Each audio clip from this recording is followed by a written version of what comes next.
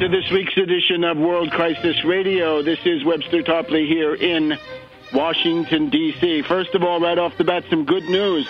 Anna Korchneva, the Ukrainian journalist held prisoner in danger of her life for the best part of 3 or 4 months by Syrian death squads, the kidnappers, the destroyers of civilization in Syria, wanted $50 million, then they were down to $5 million, then they came down to $300,000. It's not known how that eventually worked out. But the important thing is that Anna Korchneva was able to get back to Kiev in the Ukraine and then on to Moscow, where I understand she is now. And if we can solve the problem of getting a translation, we hope to hear from her maybe in next week's program. But the point is that's a defeat for the death squad movement over there. These are NATO-controlled death squads, needless to say, run by the CIA and the State Department, whatever they claim. And therefore, their entire racket has been exposed and to some extent defeated. Now, we want to talk quite a bit about the Middle East, what with Obama being over there, and above all, his top handler, Ben Rhodes, the destabilizer of Syria, the guy who designed the attack on Syria of last June and July, the guy with the fake television networks. And I understand Ben Rhodes' brother is the head of NBC News. Can that be true? The Progressive Network, and they work with an imperialist destabilizer in the Obama White House. But let's look, first of all, at the other wing of the Obama White House, if you will, which is old Tom Donilon. And we want to continue to savor the fact that Tom Donilon, the head of the National Security Council under Barkey, has been defeated in his little project, which was to seize control of the Roman papacy. And the vehicle for that was Cardinal Sean O'Malley of Boston with his campaign manager, Cardinal Terence Dolan of New York City, plus the entire phalanx of U.S. cardinals over there in Rome, meeting and having special press conferences and attempting to stampede the conclave. Well, the attempt to stampede the conclave has failed, and now we have someone who decidedly not the CIA candidate, not the State Department candidate, and that is Jorge Mario Bergoglio, the Cardinal of Buenos Aires, Archbishop of Buenos Aires, the son of an Italian railway worker who emigrated from the Turin region, Piedmont, northwest Italy, over to Argentina at the, many years ago, at the beginning of the century. So, what's the response to this? I mean, I think it's important to hold on to the fact, again, that the CIA wanted either one of their own. They wanted Sean O'Malley or Dolan or somebody of this ilk. They were, of course, under a cloud because their guy Mahoney of Los Angeles had been nailed in new cover-ups of child molestation. They were also hurt by the fact that one of the Anglo-American cardinals, the cardinal up there in Scotland, O'Brien, I think his name was, had actually been forced out for sexual hanky-panky and what have you. So there was also the fallback option for the CIA was somebody like Cardinal Schönborn of Vienna, a European oligarch, a Euroghark, who would have come on the scene as a church reformer. But instead, you have Bergoglio. Now, I gave you some of the background last time, in some detail at least. I want to just revisit this area because the main headline for us here is Bergoglio is strongly associated with the October 2011 call of the Pontifical Council on Justice and Peace. This is the so-called Justitia et Pax in the Vatican. Justitia et Pax was founded by Paul VI Montini back in the late 60s, and it was the organism supposed to implement, to carry out the recommendations for world pacification through world economic development, which were embodied in that landmark encyclical Populorum Progressio of 1967. Now, by the time we got to the European derivatives panic of 2010, 2011, right? We're, of course, talking about the world depression, which began in London and New York as a derivatives panic based on collateralized debt obligations, credit default swaps, structured investment vehicles, other derivatives, started in 07, 08 in Britain, really, Northern Rock, U.S. then with Countrywide Bank, other events, other companies going bankrupt. But then, of course, it kicked over into Europe, and, of course, it didn't kick over automatically, but it was deliberately exported by things like the idea dinner at Monest, Crespi, and Hart in the early spring of 2010, late winter. So the Pontifical Commission Council on Justice and Peace responded to the European crisis in October 2011. And this, according to Carlos Burgueño of the Argentine business newspaper Ámbito Financiero, Bergoglio, in terms of Argentine public opinion, is heavily identified with this document. So at the point where I think we were justified in saying, even though Bergoglio did not sign, he was not one of the cardinals who were directly involved in drawing up the document that we're talking about, the October 2011 paper from Justice and Peace in the Vatican. He is heavily associated with this. These are basically his ideas, and we can, I hope, to some extent look at this as a program for the pontificate. What's he going to do, right? Forget this stuff about, the sexual morality business. This has been hashed out on all sides. But now we have to get to the big issues. How do you stop the scourges of mankind? Show us your faith through your works.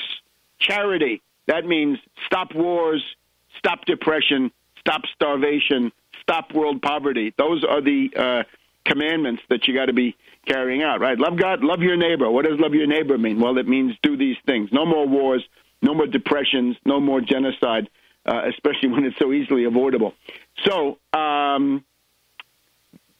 Bergoglio had been saying into 2010, 2011 that he was essentially a critic of the IMF. Carlos Burgueño of Ámbito Financiero of Buenos Aires says that Bergoglio is anti-liberal. He's against liberal economics.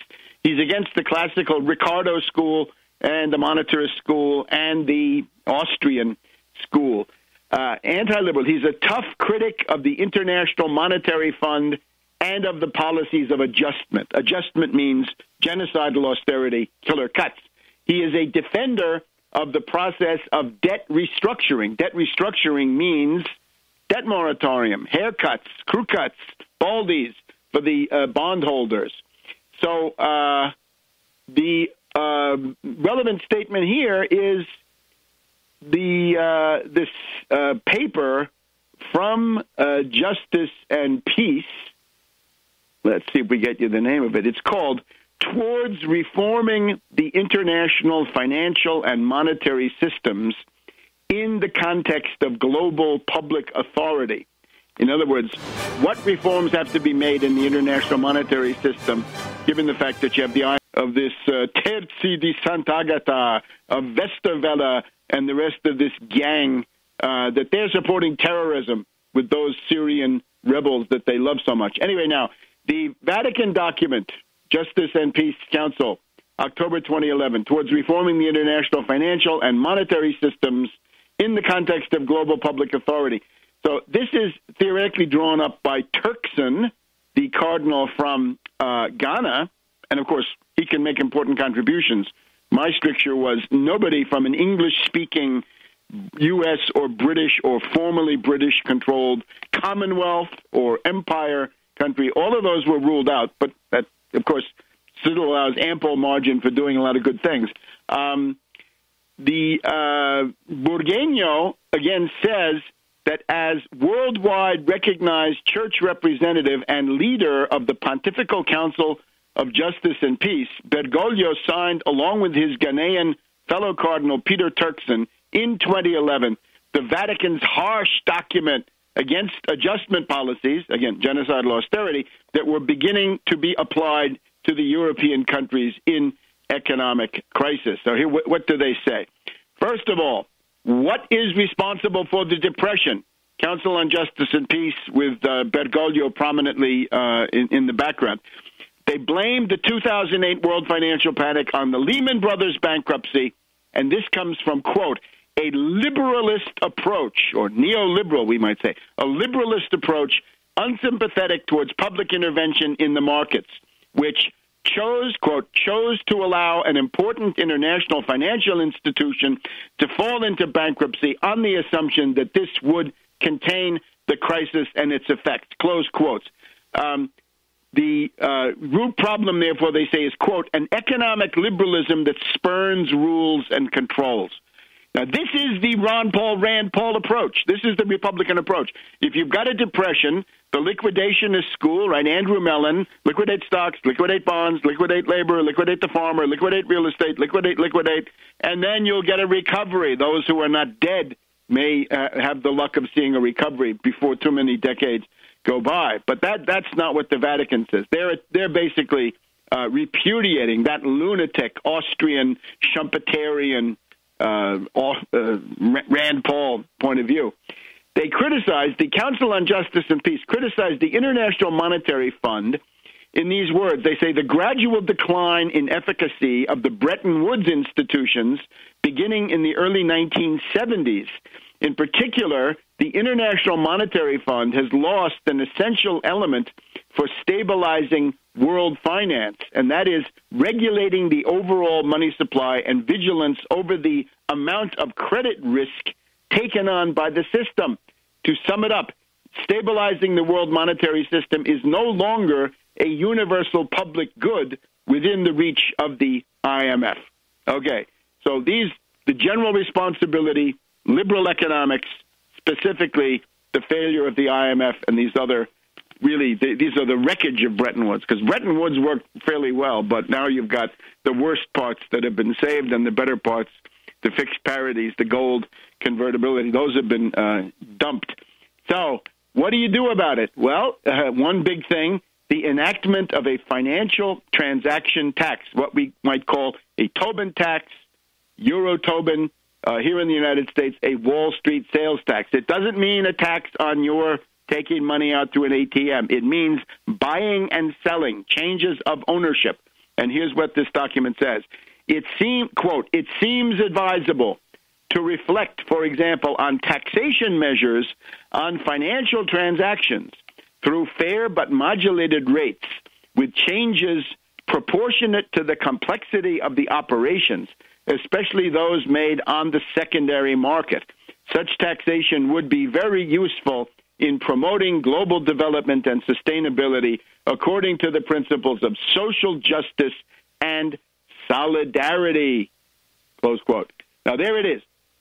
The Council on Justice and Peace endorses the Tobin tax, the Wall Street sales tax, again, what the misguided ones term the Robin Hood tax, or the financial transaction tax, or trading tax, or other brand X names for this, but the Wall Street sales tax in the United States and Euro Tobin for Europe until we come up with something better, and it actually needs to be done in each language, and maybe we could work on that. But he's in favor of it. So that's, I think, a very important thing. All you people out there who are interested in making Wall Street pay, those of you who want to go beyond the whining and the complaining, the mewling and puking of Occupy Wall Street and the various impotent left liberal mushheads, redouble your efforts, because now you've got some new force has entered the field. it's clear that Ratzinger was not going to go out and do anything to strike against finance capital. This is one of the problems of coming from Germany, is that the country is dominated increasingly by the Deutsche Bank, right? Deutsche Bank and Commerzbank run Merkel, and she runs Germany. Germany dominates Europe, and that's the root of much sorrow. But now it's Argentina. And again, remember, this is a developing country, a third world country. This is a different world, and it's not just any developing country, but it's one of the developing countries, third world countries, with the best anti-imperialist tradition.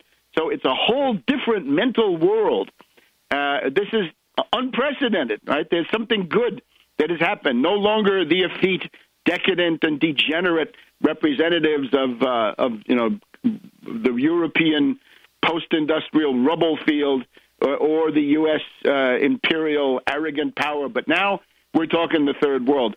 And the British were reporting, we're getting reports still, that Cameron is chewing the carpet. Cameron is having apoplectic fits because this Pope is on record saying Las Malvinas are property of Argentina, right? The so-called Falkland Islands.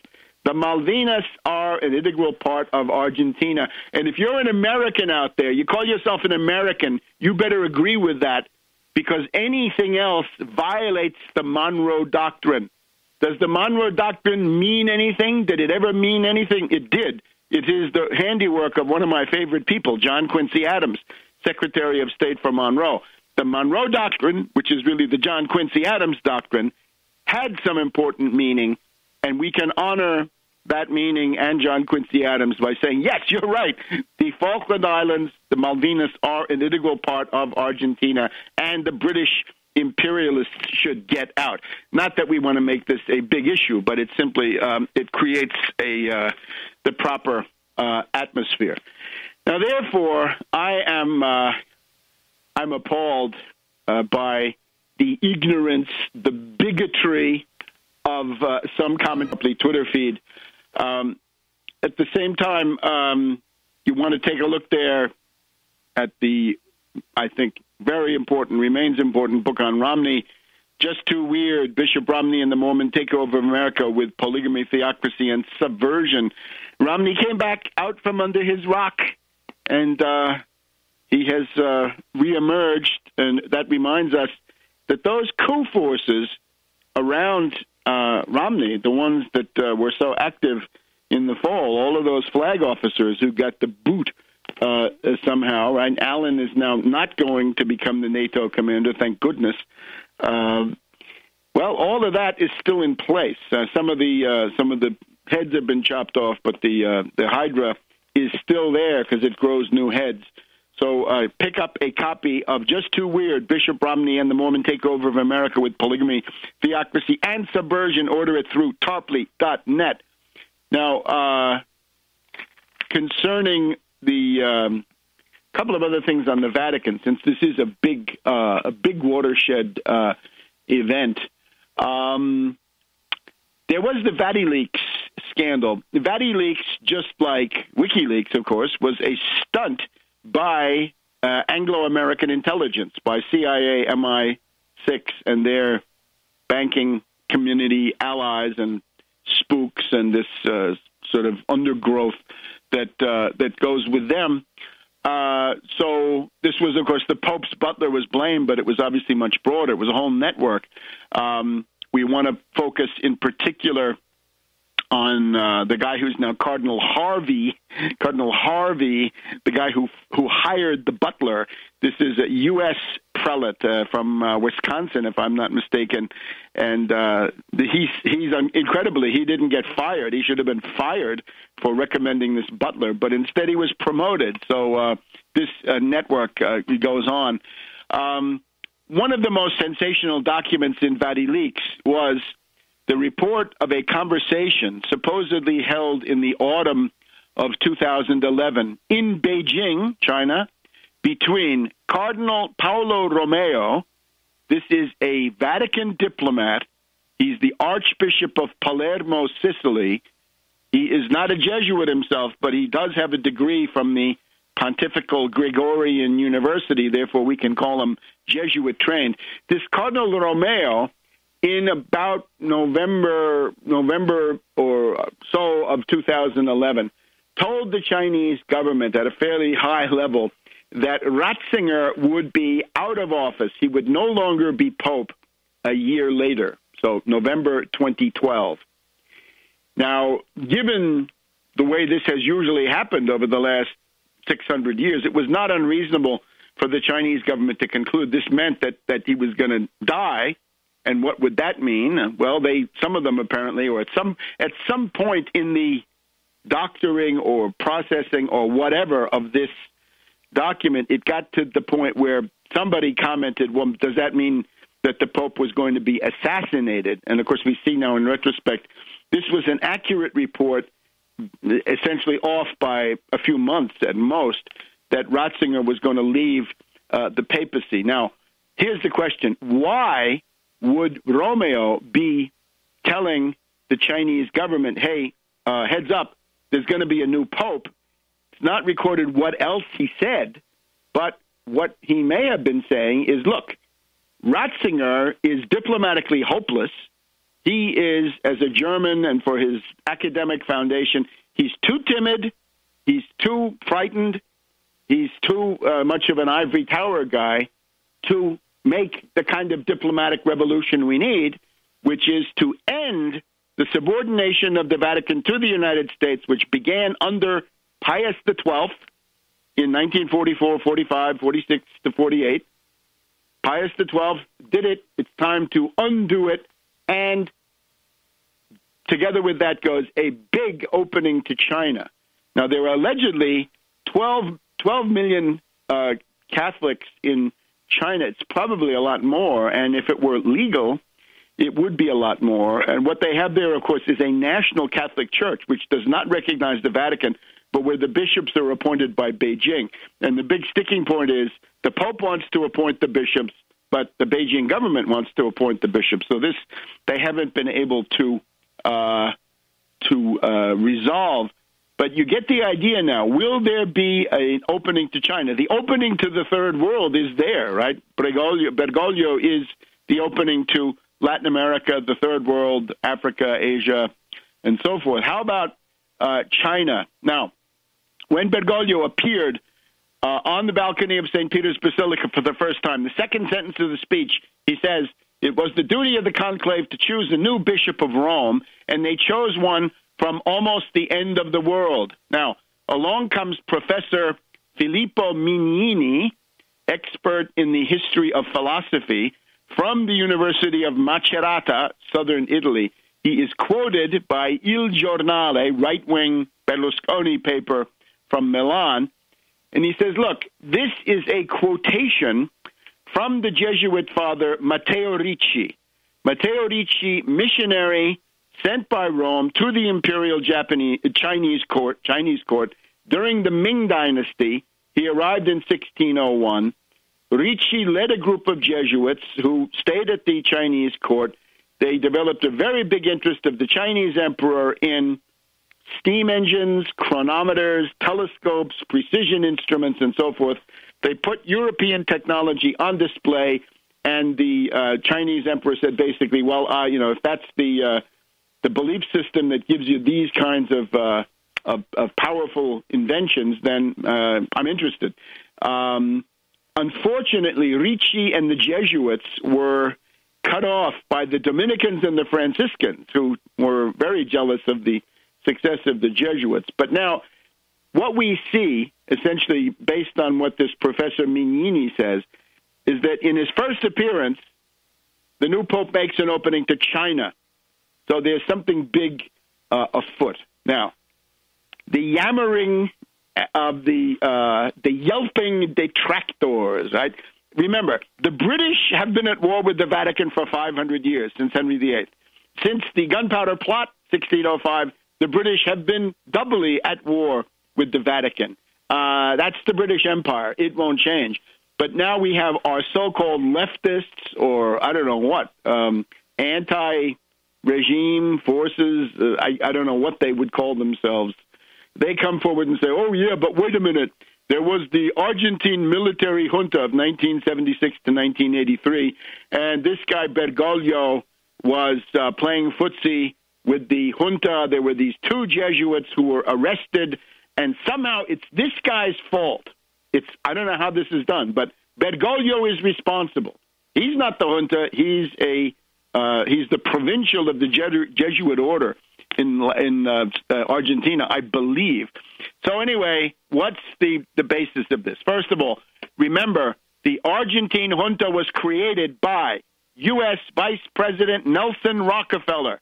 And remember, he was the one with the tremendous Latin American networks left over from World War II, the CIA, Nelson Rockefeller World War II, Committee for Inter-American, Coordinator of Inter-American Affairs, or whatever he was, top spook for Latin America. And at that point, Nelson was vice president in 1976. Secretary of State, unless I remember wrongly, was Henry Kissinger, who was also the top dog of the National Security Council. So we have secret State Department documents released in September 2002 that establishes the guilt of these characters beyond any doubt. So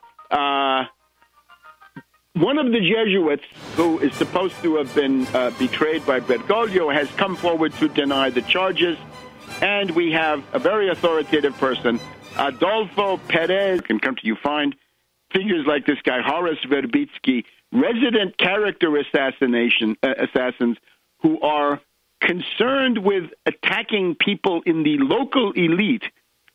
They're not concerned with fighting back against the imperialists, but they're interested in picking fights with people inside the country, which, of course, raises interesting questions about what they're up to. The big source is Horace Verbitsky, but the authoritative Adolfo Perez Esquivel, who is a Nobel Prize winner, he is the main human rights figure of this time in Argentina, says that there were some of the Catholic hierarchy who cooperated with the junta, but not Bergoglio. So I am asking the yelping detractors who come forward now, it should be obvious, right? The Washington Post, a week ago Friday, so in other words, this Pope was elected on Wednesday, they let Thursday go by. By Friday, we had Eugene Robinson of the Washington Post writing the big story about, those Jesuits that he betrayed. So they sound the charge, and all of the CIA assets and dupes across the world rush forward.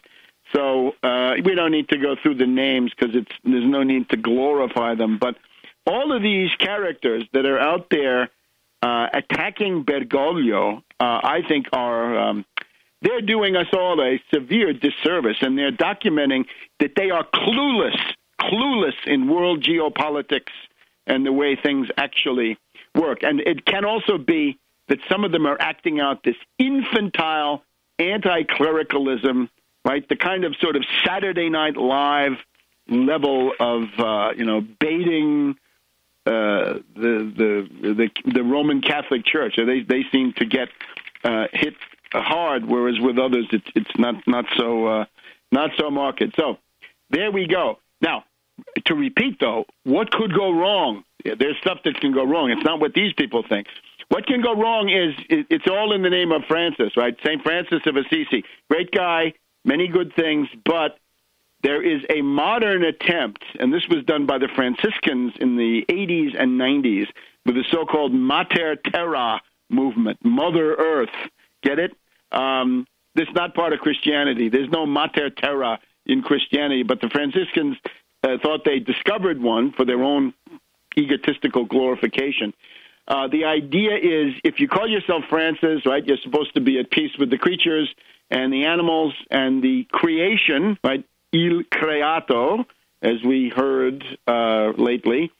There is an attempt to recast St. Francis as the patron saint of environmental fanatics, radical ecologists, and ultimately even green fascists. So you will find that the forces friendly to radical environmentalism, Agenda 21, will crowd around the new pope to try to influence him, to try to hijack the pontificate. One good example, Beppe Grillo, the right-wing Tea Party demagogue, who greeted the Pope with the claim that his movement, the Five-Star Movement, is the true heritage of St. Francis today, right? And, of course, Grillo is the embodiment of Agenda 21 in European politics. So watch out for them. That's where it could go wrong. And I have to say, in the inaugural speech by Francis I, he referred to the environment a number of times. Now, you just have to realize environment in the third world context, as in the past in the Eastern European or today in the Chinese context, it means something different. In other words, it means places where there's no Clean Air Act, Clean Water Act, where human beings die, human beings are hurt by environmental crimes. This is not environment for the pelicans, the polar bears, and the penguins, but it's the environment as a toxic threat to human life. And here it's absolutely correct. So we have to watch that carefully and be alert at every point to push back against lunatics who are going to say, well, the real enemy of the well-being of the world is CO2 or something like this. This is where you have to draw the line. All right. Now, switching to the Middle East. If we look at Obama's trip to the Middle East, we get what looks like a pattern of reorganizing the encirclement of Syria. And we have to point in particular to the prominent presence of Ben Rhodes, right, the White House National Security Council communications honcho, who had such a big role in that anti-Syrian attack last summer, June, July, right, with especially the stress on fake television transmissions, interrupting the Syrian national television and replacing that with CIA-manufactured programming. Ben Rhodes' brother, said to be head of NBC News. We'll check that. Obama goes to meet Netanyahu. Hail, brother, well met. All kinds of camaraderie. But then, as soon as Obama is off to Jordan, Netanyahu calls Erdogan of Turkey and apologizes for the Navi Marmara attack, the blatant attack by the Israelis on this humanitarian aid ship on the high seas, with 9 Turks getting killed by the Israelis. Netanyahu is now in the process of knitting up, closing the breach with Erdogan of Turkey. And it looks to me like that's saying, well, how are we going to deal with Syria if we're at each other's throats? We need to reorganize the cooperation of our military commands and other things. And then on to Jordan, which is just as much a part of the encirclement. So we've got Israel, we've got Turkey, we've got Jordan, and it looks like this is going to herald a new phase of aggressivity vis-a-vis Syria. And now we also, to put this together with the new leadership of the Syrian National Coalition, indeed now they call themselves Government in Exile. This is Hassan Hitto, Hitto. Hitto is the new imperialist Hitto man. The new Hitto man of Syria comes into power as the head of this conjuries. Now, he, of course, is someone with very little relation to Syria. He's an IT technocrat, Dallas, Texas, almost no relation to Syria. He was born there, but after that, it's mostly Dallas, Texas, all the way. He's a Kurd. He's undoubtedly got huge U.S. intelligence community connections. But then at the same time, what happens? The Syrian government says that just at this, in the same time frame, the rebels begin to use chemical weapons near Aleppo. Perfectly plausible. There will be a UN investigation. Ban Ki-moon will send in his inspectors. Let's see what that's worth. But certainly, it's eminently believable that the death squads, especially if they're getting desperate, which they may be, then they would turn to chemical weapons. So this is near Aleppo. They turn around, of course, and say, no, you did it, we didn't do it, but quite likely the rebels. So that's on the one side. And then on the other side, a very sad event, the assassination of Dr. Mohammed Sayed Ramadan al-Bouti. So Dr. al-Bouti, the top Sunni cleric of Syria, the leader of the Sunnis of Syria from certain points of view, an internationally celebrated figure in the Muslim world. He was on a list of 500 of the most influential people in the Muslim world. He showed up as number 23. He was certainly a great religious leader, a great religious scholar, but a great Syrian nationalist. He operated at the Umayyad Mosque and at some other mosques, and he had, very early on in the rebellion, said, look, we have to support our Syrian national government, not these. And we are mourning the assassination of the distinguished Syrian Sunni cleric, Dr. al-Bouti, who was killed. I think some sources claim this is the first case of a suicide bombing entering a mosque. He was giving religious instruction to a group of young people. 42 of these young students were killed, and 100 or so severely wounded in this process. He had lashed out. Dr. Bouti had lashed out against the opposition as scum, and he had called on the Syrian population to help their army defeat this rebellion. His last sermon was in praise of the Syrian army for battling these mercenaries sent by the United States and the West. And his thesis was that Syria was targeted by a universal conspiracy. It was certainly a worldwide surreptitious, covert operation that heads up to a universal conspiracy. Yes, indeed. Again, the Syrian Observatory for Human Rights said, oh, it was probably just a stray mortar shell. The embarrassment of the backers, the fans of the death squads, is that they are clearly on the defensive, that the death squads may have been the first to use chemical weapons on the one side, and without any doubt, the death squads are the ones who killed the top Sunni cleric. And the mourning for this cuts across the confessional lines. The Grand Mufti of Damascus, a very fine man, that's Dr. Hassouni, is leading the mourning, but he's joined by Archbishop Khoury from the Patriarchate of Antioch, because remember, the Christians are also involved in this. So a good time for the depraved Western powers to back off, but they're doing the opposite. And what I think you can see here is that Obama does not intend for the U.S. to make the attack. Obama will be leading from behind. He'll be trying to maneuver to con Turkey, Jordan, to some extent the Israelis, into being in the front line, whereas he provides various services, right? Various kinds of internet warfare, cyber warfare, video, television warfare, the kind of thing that Ben Rhodes is good at.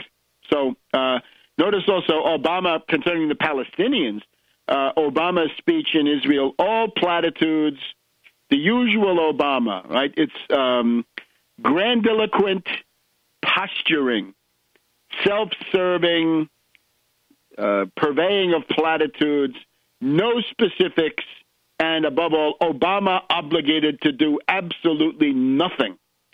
So, and that's after, as some people have been saying, after 2 years of doing nothing, right? At the beginning, there was this abortive, fitful attempt by Obama to stop the settlements from growing. The Israelis turned on him. He backed off in fear, then did nothing, and now he's still doing nothing. And now it's obvious that the big issue was Syria, and that quite possibly the main thing that Obama wanted from Netanyahu for all this public charm offensive was Netanyahu, get on the phone with Erdogan, mend your differences so we can get on to the greater work, which is to overthrow the government of Syria finally. And the other thing they've got an eye on is Iran, right? In June, we're going to have the Iranian elections. It's been 4 years since the failed color revolution of June 2009. 9. So all of that going on. And the drumbeat in the background, Netanyahu's constant growled threats. Netanyahu says nobody can deny the right of the Israelis to defend themselves by themselves. Well, I have no comment on that, but that is not what he's proposing. He is proposing what his proposition really is nobody can deny the right of the Israelis to drag the United States into a disastrous war, a regional war, maybe a world war, at any time of the choosing of Israel. And don't you dare, anybody in the U.S., tell us that we can't do that because we have the right. So self-defense, one thing, unilateral action, deplorable, but still another thing. But what is involved here is that this parade of pathetically weak American presidents and secretaries of state cringing before the power of AIPAC have delegated this authority to the Israelis. So they've given up a part of U.S. Sovereignty. Not a pretty picture. Now let's push on to the world financial crisis, and this has centered on Cyprus, right? The former British colony there in the eastern Mediterranean. The European Central Bank and the European Union, on one level, appear to have gone collectively insane with their idea that the way to bail out these 3 Cypriot banks is to begin stealing money from savings accounts, including the savings accounts under 100,000 euros, which are theoretically insured or supposed to be practically insured. So it's a so-called tax, a forced loan, if you will, on the contents of the savings accounts of the Greek, of the Cypriot banks. This is all Greek, the Greek part of Cyprus, needless to say. There's another part which is under the control of Turkey, which doesn't seem to be part of this. But this is now part of the European Union, and the word is, they want 6%, 7%, 10%, 12% of your savings account, even though you thought it was insured against all loss, that you thought that you were guaranteed the return of principal, and you were willing to give up return on principal to get that. Now, are they really that crazy? This would be Draghi at the European Central Bank and Barroso at the European Commission. I don't think they're that crazy. It seems to me, and this is an important thesis, we'll be talking about it more and more, this can well be the self-demolition of the European Union. In other words, an attempt to destroy the thing from within. It's hard to interpret it in any other way. The idea that you're going to steal people's savings accounts is a recipe to provoke panic runs on banks in every other European country. Now, who could they be targeting? Well, the ones that they don't like are obvious. First of all, Cyprus in this case, because Cyprus is the home of Russian money, all kinds of Russian citizens from industrial corporations to organized crime interests, sure, just like anybody else. They have their money in Cyprus. So Merkel is reported to be interested in getting the Russians out of Cyprus because through Cyprus, Russia has some toehold in the policy making of the European Union. And that's more important now than it was because that was the role of Berlusconi. Berlusconi, friend of Putin, provided the Russians with a significant window and voice into the councils of the European Union. Now, that is gone for the moment. And I think part of this thing with Cyprus is to make sure that it does not return.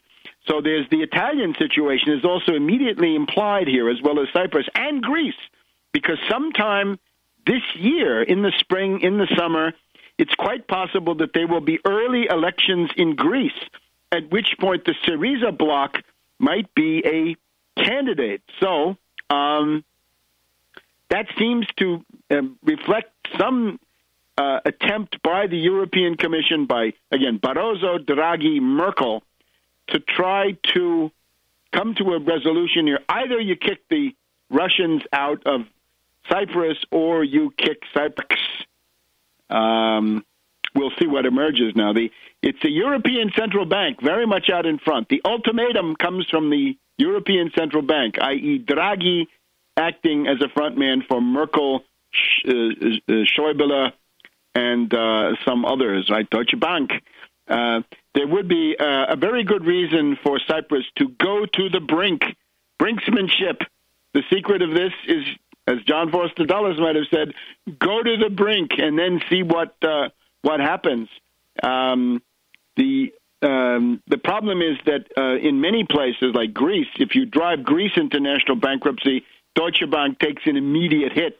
That may be somewhat less in the case of Cyprus. In the case of Cyprus, the hit seems to go to the Russians. However, Russia today declined to intervene. Maybe they want a better deal. Maybe also they're just afraid of derivatives debt, because derivatives, as the London whale reminds us once again, the potential for losses with derivatives is infinite. There is no limit. It's not you can't just lose 100%. You can lose 10,000 or 20,000%. It just never ends. So here's what I would recommend. Suppose you're a Cyprus patriot. Here's what you should do. First of all, stand and fight. Don't leave the euro. Why should you leave the euro? You can't be bankrupt and be a European at the same time? That's crazy. Lots of European countries have defaulted repeatedly. What's the big deal? What you need is, first of all, to keep your social safety net going, a euro Tobin at the level of 1%. Now, let me also, there's one thing we should have celebrated right at the beginning. Italy has now implemented the euro Tobin. The euro Tobin is being collected in Italy as of the first week of March. Italy expects to get about a billion euros out of that, and that's just for starters, and that's a very small euro Tobin. Every country can do their own. So why doesn't Cyprus go for a euro Tobin at 1%? The other thing you ought to do, obviously, is since you're under attack using credit default swaps, ban credit default swaps and do that with a long reach in the same way that the European countries are designing the euro Tobin to reach into foreign exchanges, any securities issued by any entity in Cyprus, and the offshore operations of any Cyprus entity have to be hit by a ban on credit default swaps. But the obvious thing here to do is to declare an immediate debt moratorium. Follow in the footsteps of these great countries, Mexico, Brazil, Argentina. Stay in the euro. Why leave the euro? Get the benefits of being in the euro. You're a part of Europe. You're Cyprus. You're Greek. So stay in the euro. Go for a debt moratorium, a debt freeze. It simply means that for 5 years or the duration of the world economic depression, whichever lasts longer, according to you, then you're not going to pay interest and principal. And then turn your gaze on Draghi and say, Draghi, thank you very much for the hundreds of billions of euros you're now freeing up for a program of infrastructure and industrial development, as well as tourism and some other things that can go with it, archaeology and discovery and all those other things that would make this a big destination. Thank you for financing the recovery, right? We got the situation where the European countries are so poor and the European Central Bank is so rich. Isn't it time to scoop a little out of the coffers of Draghi, who, after all, can invent money as much as he wants, out of thin air? It's obvious that Cyprus has gone too far down the sort of Icelandic road. Right now, bank deposits in Cyprus are 7 times the gross domestic product. That's looking a bit like Iceland. That is not. It's just not viable. Now, we've had the coming of Chinese President Xi to Moscow for meetings with Putin. And this also, it relates to the two stories we've just done. It relates to Syria in the sense of Putin and Xi need to come up with an intervention in favor of Syria now. Do it now. If you don't do it now, Putin and Xi, chaos may well engulf the Middle East over the next few months, because you're looking at the new attempt now, masterminded by Obama, leading from behind with Ben Rhodes, to overthrow the government of Syria and then move on to Iran. They will be next. Either a color revolution in June and or an attack on the nuclear centrifuges, right? The enrichment that goes together with a peaceful nuclear program. So that's the one side. The other thing is we are told that the BRICS Development Bank is rolling along. In other words, the BRICS, Brazil, Russia, India, China, and South Africa, they are developing their own development bank. It is an alternative to the International Monetary Fund. Get that thing going. That's what you need for Cyprus. So the timetable for this would have to be accelerated to match the speed of the imperialists. But it's good to see that it's going at all. And when you hear people talking about creating international institutions alternative to the IMF, that's a very positive sign. Now, switching back to the U.S. for a minute, we've had a very interesting study put out now, and this is something that doesn't happen all the time. We're talking about the American Society of Civil Engineers. The American Society for Civil Engineers periodically does a report card on the U.S. national infrastructure. They've done this in 1998, and you'll see that reflected in my Surviving the Cataclysm, 2001, 2005, 2009. So now it looks like it's every 4 years. Here it is, 2013. So what do? They assess the critical infrastructure of the United States, meaning roads, we should really say superhighways, freeways, expressways, roads, bridges, drinking water systems, mass transit systems, schools, and systems for energy delivery. And their finding is, and has been, that the decay of U.S. critical infrastructure may soon fail to meet the needs of society. Okay? Since 1998, ASCE, American Society of Civil Engineers, felt an obligation to make a report on the state of infrastructure to show that we are not, repeat, not making the necessary investments to improve it, and not even making some of the investments we need to make of the economic problem we face, but also the opportunity that we have to use this now for political organizing. Right? It's the first one of these report cards in 4 years. Some things have gotten better, and where they've done so, it's because of federal spending, to be sure, the Obama stimulus and the supplemental, I guess call it the Obama supplemental, that went through, hidden among so much in the way of tax cuts and, some, other things that did not bear on these great projects or critical infrastructure. There was enough to get it up from D to D+, according to these civil engineers. They are looking at categories. They have aviation, bridges, dams, drinking water, energy, hazardous waste, inland waterways, levees, ports, public parks and recreation, rail, highways, schools, solid waste, transit, wastewater. So they have committees of civil engineers working on this. Generally, the overall grade goes from D to D+. The bridges of the United States went up from C to C+, reflecting the fact that some structurally deficient bridges have been repaired. But now here's the bottom line.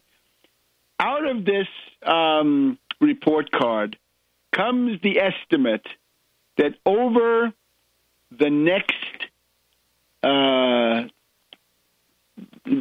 7 years, until 2020, from now to 2020, the United States would need to spend $3 $3.6 trillion, $3.6 thousand billion. $3.6 trillion is your infrastructure spending target from 2013 to 2020. That would get you to an acceptable grade. Now, I don't know what an acceptable grade is. I have to look into this in more detail. Usually, C is passing. So if you want to go from D to C, you got to spend $3.6 trillion. Suppose you wanted to go to A, right? How about the American exceptionalists? Where are you? Can't we have an A? Can't we even have a B?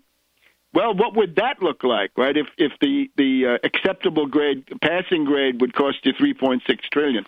Now, here's what I propose. Let us take this study and grab a hold of it with both hands and our teeth and use this to beat the Congress and the ruling class and everybody else over the head and say, look, Ben Bernanke, you now have less than 1 year at the Fed. We demand the opening of an infrastructure recovery window, and we can put somebody's name on it. Right? We'll decide the name when it comes to getting the last critical vote in the Congress, in the House or the Senate. Somebody can get their name on there, but we got to call it something. It's going to be a credit stimulus window, and we demand $3.6 trillion of 0%, 100-year federal credit to rebuild at least to the level of avoiding the collapse. We want to get to a C, and after that we want to move on to a B and an A, and an A+, right? If we're real chauvinists out there, let's let somebody get out there and demand an A+, and demand that the Federal Reserve pays for it. They pay.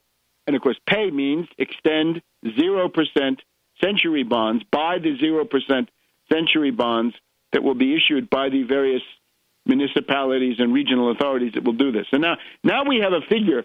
Rather than coming up with our own figure, we can come up with this one. Now, one or two things within the figure. They say that, according to the Society of Civil Engineers, they say that it is projected that $2 trillion of this will already be provided. In other words, it's expected that out of this $3.6 trillion that you would need to get to C, I guess, that $2 trillion is already thought to be in the pipeline. There are no guarantees of that. Take a look at Rand Paul.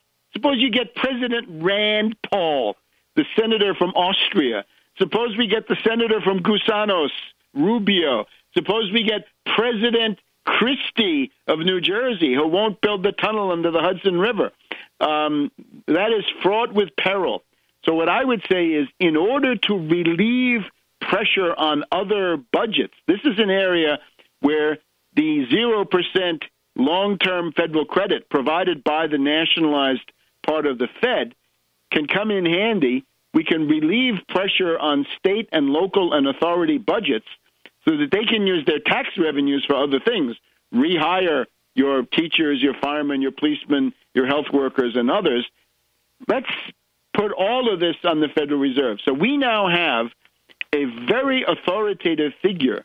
What is the size of the credit stimulus, the infrastructure window that we are demanding that Bernanke open up at the Federal Reserve? It is $3.6 trillion. That is what we need. We might as well get it out now because the stuff has got to be shovel ready. It's got to be going by 2020. And we do that, again, to relieve some pressure on those other budgets. And this is not a figure that we have pulled out of thin air, but the eminently respectable and authoritative American Society for Civil Engineering. So we now know what the first tranche should be. It would take the form of a tender offer where Chairman Bernanke of the Federal Reserve states, I am opening this window. I invite states, cities, counties, other government authorities, Port Authority, other things. I want you to come forward and offer me bonds. I will buy them. The strictures are Davis-Bacon, union wages, $3.6 trillion worth is going to be bought in the first go-round. Now, to bring this home, right, here in the very backyard of the nation's capital, here we are in the rich suburb of Chevy Chase. And in Chevy Chase, Maryland, we had a 30-foot geyser of water. It was about 1/8 of the average water consumption per day from the Potomac River for the entire Washington metropolitan area. 60 million gallons of water went onto the streets of Chevy Chase, and it played hell with the traffic, and we now have 1.8 million people in Montgomery County and Prince George's County. These are the two northern or Maryland suburbs of Washington, D.C. You're supposed to take shorter showers, fewer loads of laundry, fewer uses of the dishwasher, flush the toilet less frequently, and so forth. The Washington Suburban Sanitary Commission is doing the repairs. They're working around the clock, but you get the idea. This is an obsolete system. And another figure, this is a subset of what we were just talking about. Another entity called the American Water Works Association. They have a study from last year, from 2012. They say over the next 25 years, the United States would need to spend $1 trillion on water pipes, buried pipes, water supply infrastructure. This does not include the facilities to prepare potable water, not drinking water treatment, nor is it we want $3.6 trillion in 0% 100-year federal credit. It goes exclusively into the categories of infrastructure studied by the American Society of Civil Engineers. We're factoring in the $1 trillion from the American Water Works Association. This is the price of maintaining human life as we have known it. Now, some other things in our concluding segment.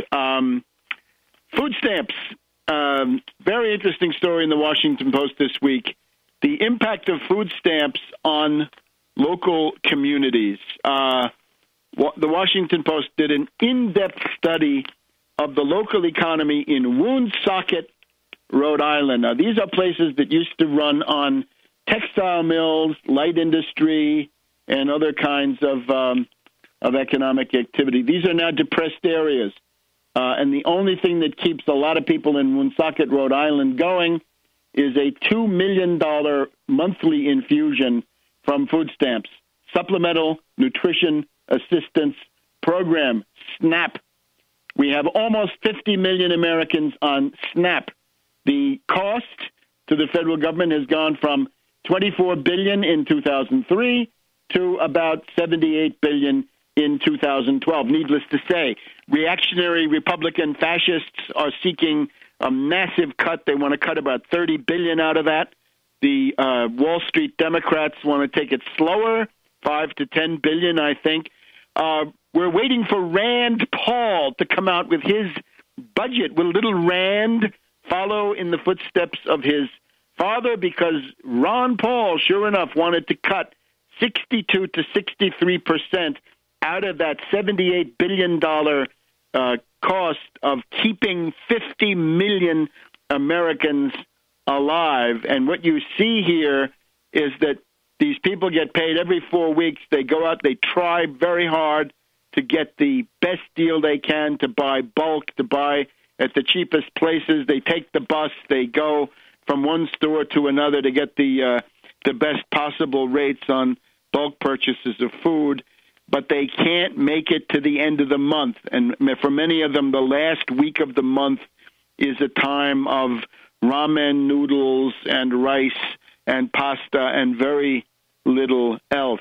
So we're talking again pellagra, rickets, scurvy, and other vitamin deficiency diseases. Now, the existing political parties could not be more bankrupt. The answer to this situation of 50 million people on food stamps is to create 30 million plus new productive jobs. That's what we want. We were just discussing part of the way to get that in the previous segments, right? You got to rebuild infrastructure.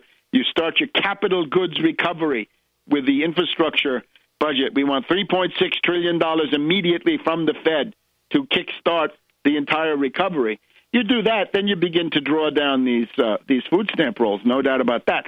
But the other approach, to start by cutting the food stamp rolls, that's genocide. That's a hanging offense at Nuremberg, high crime against humanity under the Nuremberg statutes. Anybody who's a part of that, well, they should get their lawyer. They should lawyer up for their trip to Nuremberg, where something very unpleasant may be awaiting them. So these are now the issues. We'll of course talk more. We've now got the fascisto Republicans have passed once again the Ryan budget, and we will compare that to the Patty Murray Senate Democratic budget, and we will compare it to the Progressive Caucus budget, because there were things to avoid and things to adopt, I'm sure, out of all of those. But this is it's a bad time. So we need continuing vigilance. And again, the key to the domestic situation is now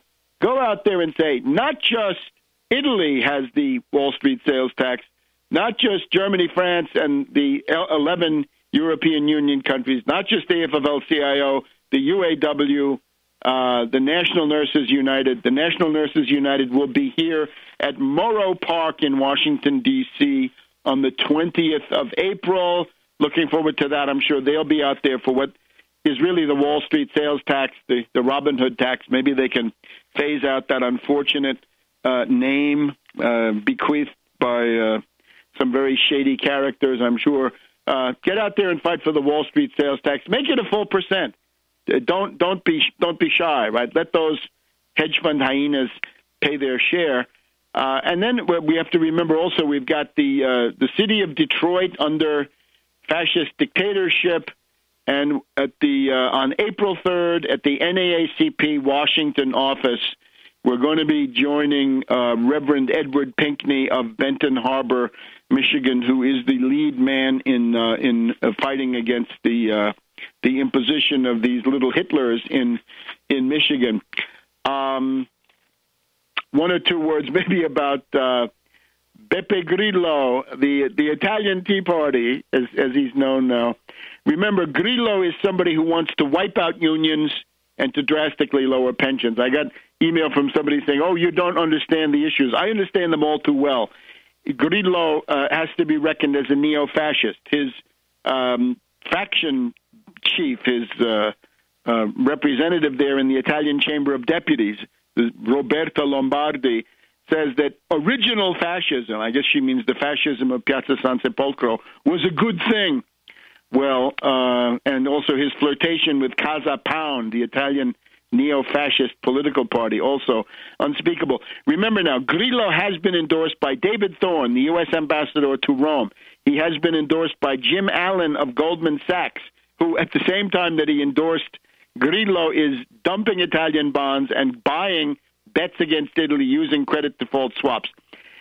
One of Grillo's points has been net roots democracy, radical democracy, everything with a referendum, everything broadcast. Well, of course, he doesn't broadcast anything now that he's got people in the parliament. Last Saturday, there was a vote in the Italian Senate. Who should be the president of the Italian Senate?